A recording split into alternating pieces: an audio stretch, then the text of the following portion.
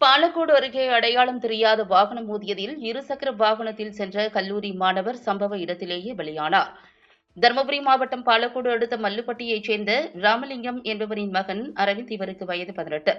இந்நிலையில் இவர் நேற்று இரவு சுமார் 8 மணிக்கு பாலக்கோட்டிலிருந்து ராயக்கோட்டை நோக்கி தனது இருசக்கர வாகனத்தில் சென்று கொண்டிருந்தார்.